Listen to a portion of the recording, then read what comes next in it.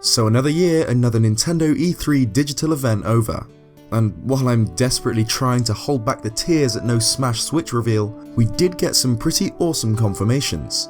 A core Pokemon on the Switch, Metroid 4, and some details on the 2 expansion passes for The Legend of Zelda Breath of the Wild. We get the first expansion pass, known as the Master Trials, available on June 30th, and the second, known as the Champions Ballad, available in the holiday season.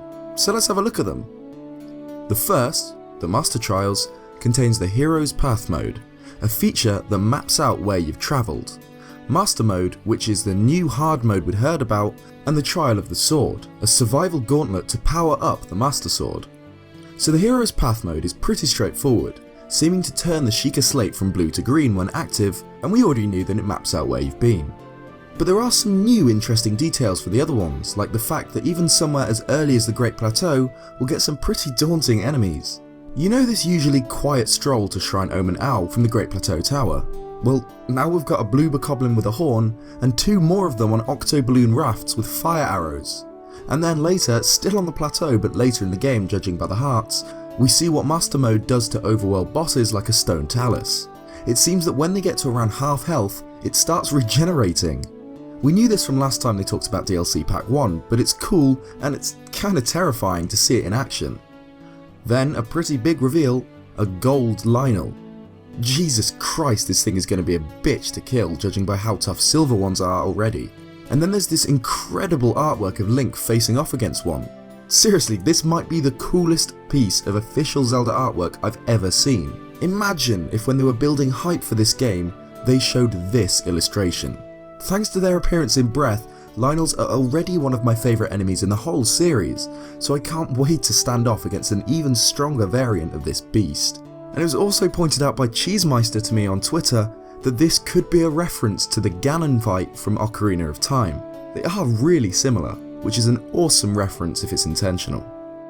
And because we've now seen a gold Lionel, I'd bet money on the possibility of seeing gold variants of other enemies too. We get silver bokoblins, Lizalfos, etc. anyway, so I'd be surprised if this didn't mean we'd get gold ones too. Because we know that all enemies are 1 stage higher in difficulty in Master Mode, that'd make sense because silver variants will now all be gold. Okay, on to the Trial of the Sword. We get some opening shots of Hyrule leading into Korok Forest, then Link placing the Master Sword back into the pedestal, which warps him into a large forested area that's obviously Sheikah made.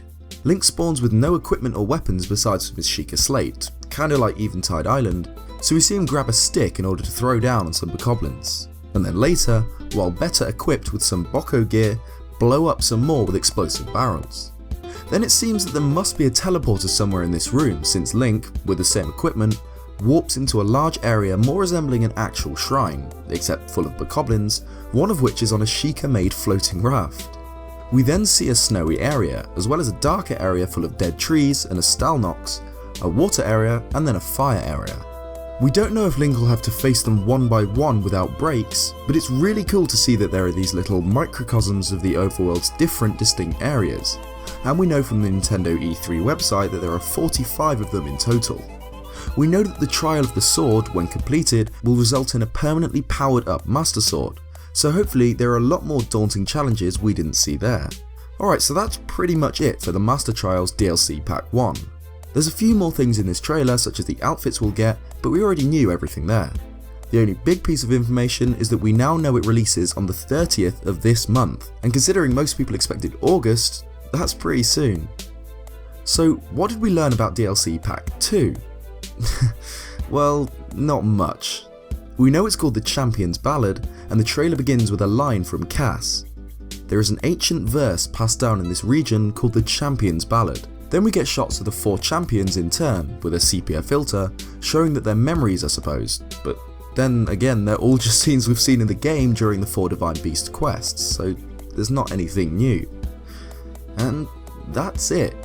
I mean, we're getting amiibo of the 4 champions, which is cool, but what does this mean? What could the winter DLC be?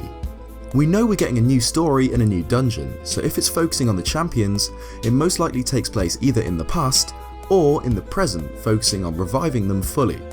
My guess would be it takes place in the past, because of how Cass begins the trailer by letting us know that it's a legend passed down through song, a legend that perhaps Link will be part of in the past. And that's pretty much it for all Zelda news this E3.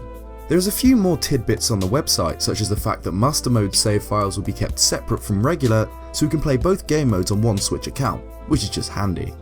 I wish we got a bit more info, but details on the 2 expansion packs is really nice regardless. I still can't get over how good this artwork is, and I'm super hyped for the new quest involving the champions. What do you guys think of this, and Nintendo's E3 in general? Let me know in the comments. If you like this video, leave a like, and if you haven't already, consider subscribing for more. Cheers guys, and I'll see you next time.